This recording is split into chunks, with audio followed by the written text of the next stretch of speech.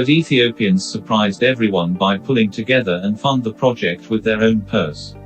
It has grown to be a national pride and Ethiopians remain adamant to see it through. The problem is that US has a vested interest on Egypt. Egypt is the go-between with the Arabs and Israel whenever the chronically entrenched Middle East conflicts rekindle.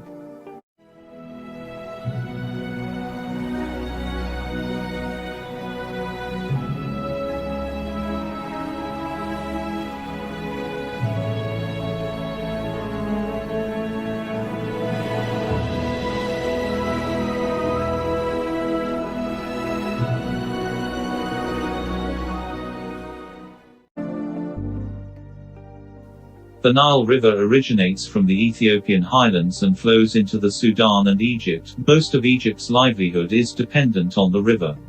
In fact, most of the cities are built along the basins of this river. For centuries, Egypt and the Sudan have been sole beneficiaries of the river. Although Ethiopia has been contemplating on utilizing projects for its people, it hasn't materialized mostly because of the resistance of these downstream countries. Finally, in 2011, Ethiopia said, "I need to provide electricity to the 60% of my population that is living in the dark." The groundbreaking project of the Grand Ethiopian Renaissance Dam, also known as the GERD, was born. This is a hydroelectric project where water goes in, spins turbines to make electricity and make its way to its usual destination. None of the Western countries and their financial arms like the IMF were willing to put a dime. The project was in alignment with the clean energy initiatives of US and Western world. Egypt vehemently opposed to the project and no one was willing to cross Egypt. Because of the enormous cost and investment of this project, everyone assumed that Ethiopia cannot pull this through and make it a reality. But Ethiopians surprised everyone by pulling together and fund the project with their own purse.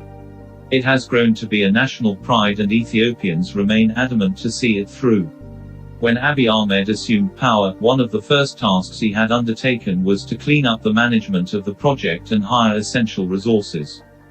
Showing good progress, he galvanized and rallied up Ethiopians to a historic completion of the dam which took the world by surprise. The political temperature between Ethiopia, Egypt and Sudan shifted to high gear once again. The major contention points boiled down to the following. Egypt wants an ironclad commitment of a guaranteed amount of water even during drought seasons where there is shortage of rainfall.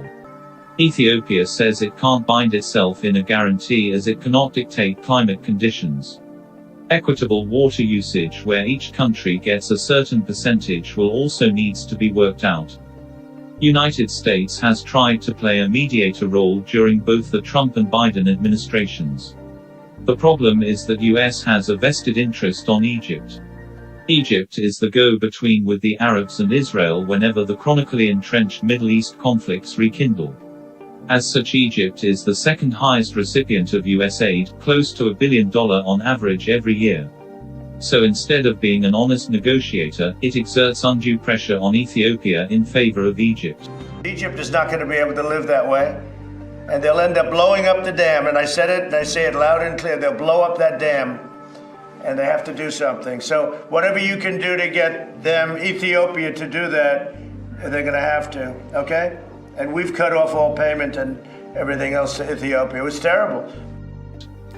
The UN Security Council that deals with massive world crisis has already met twice on this issue because of pressure from Egypt and Sudan. Convening to debate border crossing river disputes was unprecedented in the history of the Council. Eventually, the Council, probably conscious of its breach of mandate, recommended the negotiations to be mediated by the African Union. Egypt didn't like this ruling and still pressuring the United Nations to continue involvement.